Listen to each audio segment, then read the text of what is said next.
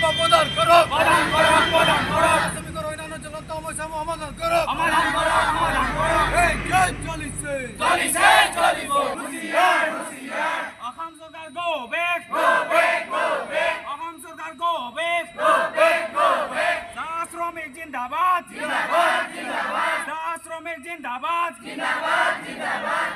অসম স্বাধীন ছাত্ৰ সন্থা আটছা বৰপথাৰ শাখাই পাবদান চাহ বাগিচাৰ ৰাইজৰ সহযোগত প্ৰতিবাদী কাৰ্যসূচী ৰূপায়ণ কৰিছে। আৰু এই প্ৰতিবাদী কাৰ্যসূচীৰ যোগেদি অসম চৰকাৰ তথা আমাৰ এই চাহ বাগিচাখনৰ স্বত্বাধিকাৰী হকাই দিব বিচাৰিছোঁ যে চাহ শ্ৰমিকৰ যিসমূহ সমস্যা আছে এই সমস্যাসমূহ যদি অতি শীঘ্ৰে সমাধান নকৰে আমি অনাগত দিনত আমি আটছা বৰপথাৰ শাখা আৰু চাহ শ্ৰমিক ৰাইজে এই আন্দোলন তীব্ৰতৰ কৰিম। আৰু মূলতঃ আমাৰ যিসমূহ সমস্যা হৈ আছে এই সমস্যাসমূহ হৈছে চাহ শ্ৰমিকৰ যি দৈনিক মজুৰি আছে এই দৈনিক মজুৰি সময়মতে প্ৰদান নকৰে।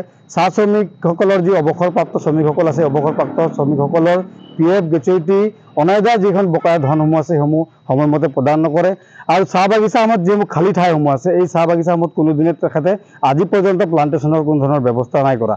আৰু মূলতঃ সমস্যা ক'ব গ'লে ৰেচনৰ পৰা ধৰি চিকিৎসা সেৱাৰ পৰা অন্যান্য বহুত জ্বলন্ত সমস্যাসমূহ আছে এই জ্বলন্ত সমস্যা সমাধান আজি পৰ্যন্ত তেখেতে কৰা নাই। আমি বিগত সময়ত বাগিচাখনৰ স্বত্বাধিকাৰীক আমি স্মাৰকপত্ৰ প্ৰদান কৰিছোঁ, ইয়াত আহি প্ৰতিবাদী কাৰ্যসূচী ৰূপায়ণ কৰিছোঁ। আৰু ইতিমধ্যে আমি আমাৰ সৰুপথাৰ সমজিলাৰ আয়ুক্তগৰাকীক আমি এখন স্মাৰকপত্ৰ প্ৰদান কৰিছোঁ।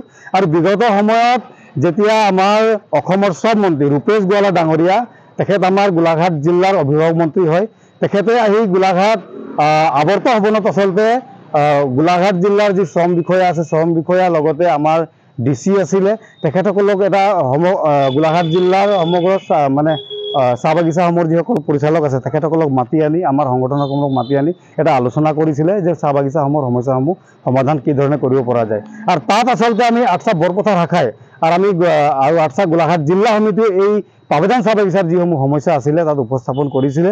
কিন্তু তাত আমি দেখিবলৈ পাইছিলোঁ আমাৰ যি আয়ুক্ত গোলাঘাট জিলাৰ যি আয়ুক্তগৰাকী আছে তেখেতে আচলতে আমাক এটা এছৰ প্ৰদান কৰিছিলে যে বিশেষকৈ পাবদান চাহ বাগিচাৰ যিটো সমস্যা এই সমস্যাটো সমাধানৰ ক্ষেত্ৰত তেখেতে নিজাববীয়াকৈ এটা ইছ্যু প্ৰদান কৰিছে যে মই নিজে আচলতে চোৱা চিতা কৰিম আৰু সমস্যা সমাধানৰ কাৰণে ব্যৱস্থা মানে ল'ম বুলি কৈছে। কিন্তু দুৰ্ভাগ্যজনকভাৱে আজি তাৰিখলৈকে আমাৰ যি সমস্যা আছে এই সমস্যাসমূহ কিন্তু সমাধান হোৱা দেখা নগ'ল।